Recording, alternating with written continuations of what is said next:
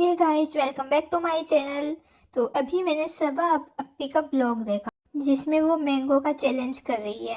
यार ये पागल है क्या, ये सनी और सबा जिस लड़के को एडिटर बना के लाए थे उसे पोछा लगवा रहे हैं।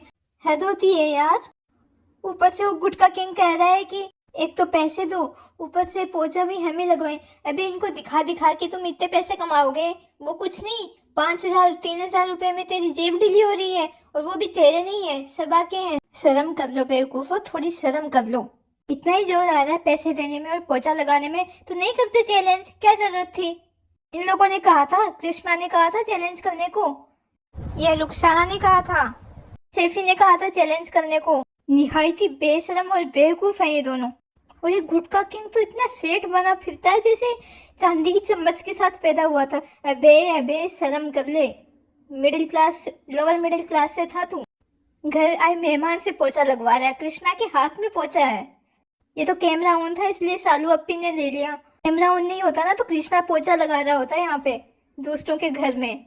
और ये भी मुझे नहीं लगता ज्यादा दिन तक टिकने वाला है। जैसे सौरभ भागा था वैसे ही जल्दी कृष्णा भी भागने वाला है, क्योंकि इनके लक्षण ऐसे हैं। और एक इनके घर में जो दूसरा लड़का है जो अनफॉर्चुनेटली ना बोल सकता है ना सुन सकता है, उसको तो इन लोगों ने पपेट बना के रखा है। उस पर इतना हंसते हैं, इतना मजाक उड़ाते हैं उसका। अच्छा जी, उसके बाद गुटका किंग बोलते हैं, समय बलवान तो गधा भी पहलवान। हु देखो देखो कौन बोल रहा है। गुटका किंग, ये तेरी कहावत नहीं है, तेरी बोली हुई कहावत नहीं है, ये तो इसमें फिट होने वाली कहावत है। ये तेरे पे अप्लाई होती है। किस्मत अच्छी हो ना तो गधा भी पहलवान होता है। समय बलवान तो गधा पहलवान। देखो कलेजी भाई, ऐसा है, मैं मेहनत करता हूँ, मैं ब्लॉग में आता हूँ, मैं ब्लॉग बनाता हूँ, मैं बैठे बैठे किसी का खाना नहीं खाता हूँ, मैं मेहनत करता हूँ, मैं ब्लॉग बनाता हूँ, इसलिए मुझे सवा पेटीएम करती है। ब्लॉग में मैं बराबर का हिस्सेदार हूँ। मैं अपने गुटखा वाले गंदे गंदे दांत दिखाता हूँ, अपने बेरोजगार लुक्खा दोस्तों को दिखाता हूँ, मैं ब्लॉग बनाता हूँ, दिन भर तफरीह करता हूँ, लोग एडिटिंग में बिल्कुल मदद नहीं करता हूँ, फिर भी मैं बराबर का हिस्सेदार हूँ। वाह रे गुटका किंग, वाह जी वाह। सच में समय बलवान तो गधा भी पहलवान। तू ही है गधा वो। और ये जो मेहर है, ये जो इसकी पूंछ हो रखी है, सपने तो इसके बड़े बड़े थे। डॉक्टर बनना है, पापा का नाम बड़ा करना है, पापा को फुल ऐशो आराम की जिंदगी देना है। बेटा डॉक्टर ऐसे नहीं बने जाते कि एक बेरोजगार लुक्खी के पीछे भागते भागते उसकी पूंछ बन बन के घूमते रहो सारा दिन। बहुत मेहनत करनी पड़ती है। वही आश्चर्य होता है मुझे कि ये वही मेहर है जो अपने पापा को इतना प्यार करती थी, लेकिन अब भालू अप्पी की संगत में रह रहा है कि इसको अपने पापा से शर्म आने लगी है। शर्म कर ले बेटा, शर्म कर ले। ये वक्त है जो तू अभी भी सुधर सकती है। इसकी संगत छोड़ दे। आज करिए मुझे मेरे पापा से शर्म आती है कि ये ऐसे दिखते हैं, कल को कहेगी ये मेरा बाप है ही नहीं। और 1-2 साल रह लेगी ना इस भालू अप्पी के साथ तो कहेगी ये तो मेरे पापा है ही नहीं, आई डोंट नो हिम, कौन है ये, मैं तो इनको जानती ही नहीं हूँ। जबकि इसी बाप ने इसको इतना पाल पोस के बड़ा किया। इसकी माँ इसको छोड़ के, जो तथा कथित लोग, ये इसी सबा ने कहा था ना कि इसको छोड़ के चली गई थी, तो इसके बाप ने इसको पाल पोस के इतना बड़ा किया था। सबा ने कहा था ना कि वो तो इसको छोड़ के चली गई थी, लेकिन इसके पापा इसको यहाँ पे ले आए दिल्ली से। ये मैं नहीं कह रही हूँ, ये इस भालू अप्पी ने कहा है अपने वीडियो में। मेहर के साथ पॉडकास्ट वाली वीडियो देखना, उसमें उसने इसकी सारी सच्चाई बताई है, जो कि सच्चाई है भी नहीं, लेकिन चलो मान लेते हैं। असली सच्चाई क्या है उसके बारे में मैं अलग से एक वीडियो बना दूंगी। मेहर से मुझे याद आया, मेहर की एक स्टेप सिस्टर हुआ करती थी ना, जो इन बच्चियों को तो पता भी नहीं था ये स्टेप सिस्टर होता है क्या है, स्टेप मॉम होता क्या है। इस भालू अप्पी ने इतनी लड़ाइयाँ लगवा दी, वो लड़की भालू अप्पी से मिलने भी नहीं आ रही है। कितने दिन हो गए इसको यहाँ पे आए हुए। हाँ तो होगी ही ना दिक्कत मेहर की स्टेप मॉम को। जो बात किसी को नहीं पता थी, बस कुछ लोगों को पता थी, उसने चिल्ला चिल्ला के मोनेटाइज कर दिया सबको बता के यूट्यूब पे। इसलिए मेहर की जो स्टेप सिस्टर है वो उसको स्ट्रिक्टली मना कर दिया उसके माँ ने भालू अप्पी के पास आने से। बेटा मेहर, तुझे रहना तो इसी यहीं पे है, मोदाहा में रहना है। ये तो थोड़े दिन के लिए आएगी, चकाचौंध दिखाएगी, उसमें तू ऐसे पागल हो जाएगी और चली जाएगी। बेटा रहना तो तुझे 24/7 अपने घर पे है ना, अपने माँ के साथ, अपने बाप के साथ, अपनी बहन के साथ। और पापा से ज़्यादा भला तो कोई नहीं सोच सकते तेरा।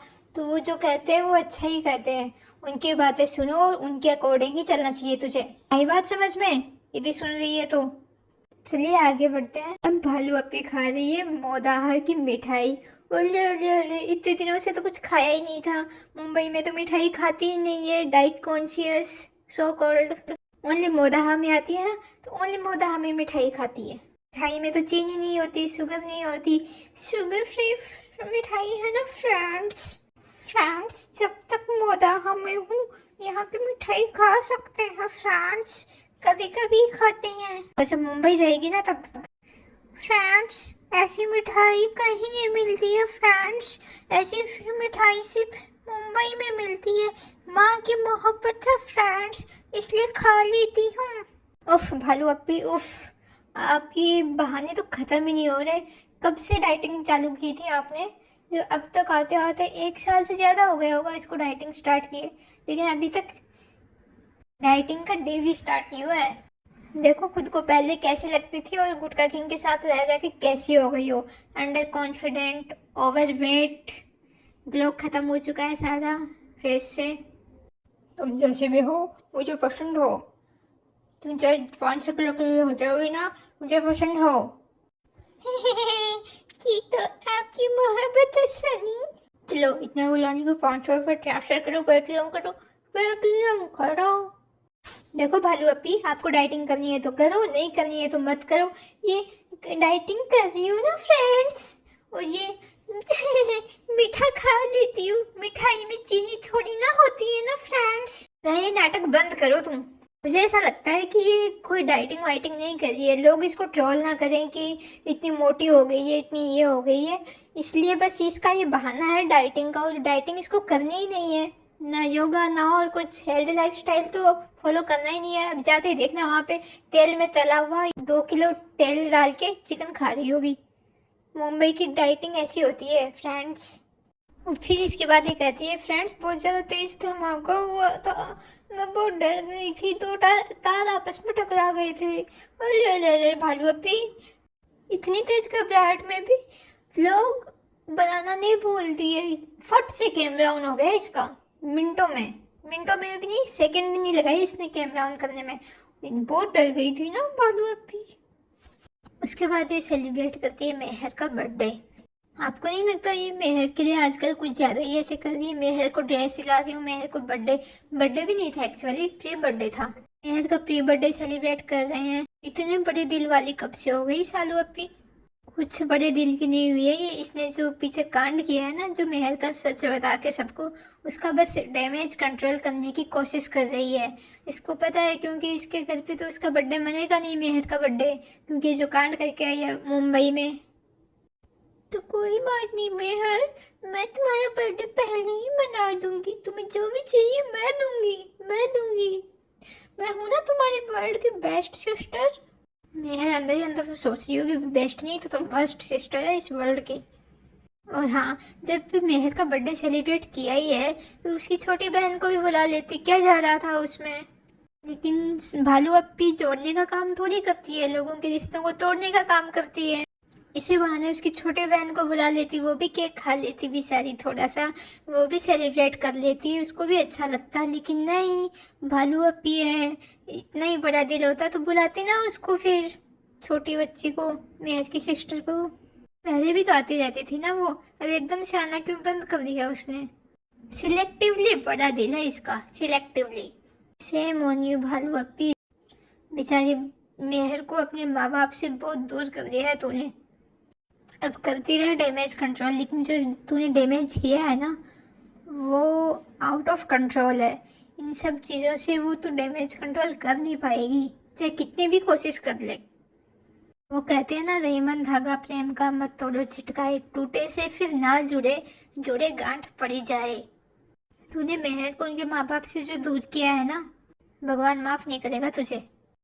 अरे एक बार कम से कम उसके पापा से ही पूछ लेती, मैं इतनी बड़ी चीज़ यूट्यूब पे बताने जा रही हूँ सबको।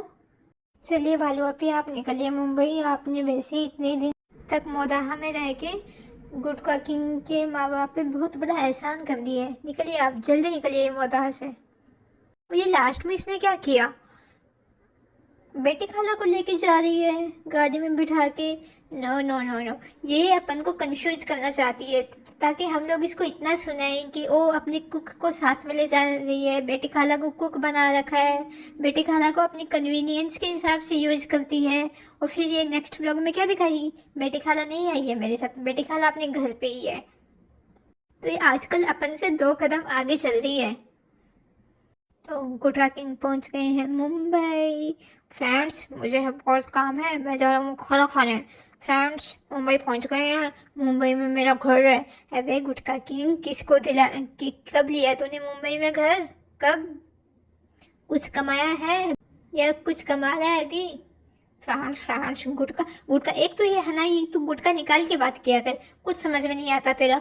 और ऊपर से इतने गंदे दांत, ओह हो, तोबा तोबा, लाल लाल दांत दिखाता है अपने। नल्ले बेरोजगार घर जमाई। चलिए मिलते हैं अगले पॉडकास्ट में, तब तक अपना ध्यान रखिए। Bye bye.